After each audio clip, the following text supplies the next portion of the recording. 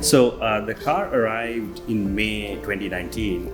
So we dived right into it that summer, and the first few steps were to understand the software that was already on the car. The smart car platform is a Polaris gem that was donated by AutonomouStuff. And the really cool thing about it is basically they outfit the whole thing, so it is ready to be automated.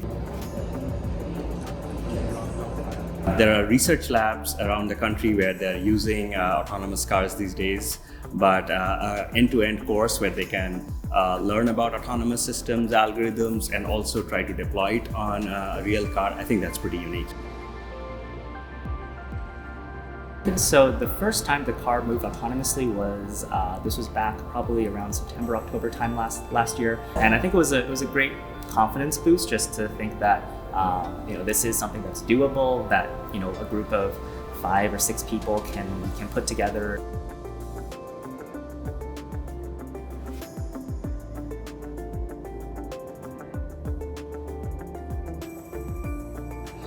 So we're very thankful that the Center for Autonomy was able to not only provide us and work with AutonomouStuff to provide this platform for us to do our full research, but also provide all the support coming from the safety training that's required to make sure we're handling the system well, and the facilities to actually do the experiments as well.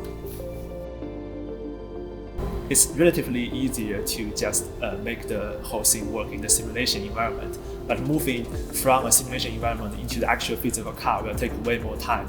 There's so many physical constraints and issues that we haven't realized until we actually test the code on the car. So I find that the problems coming out of autonomy to be quite challenging and satisfying to delve into. It's been great for collaboration. That too.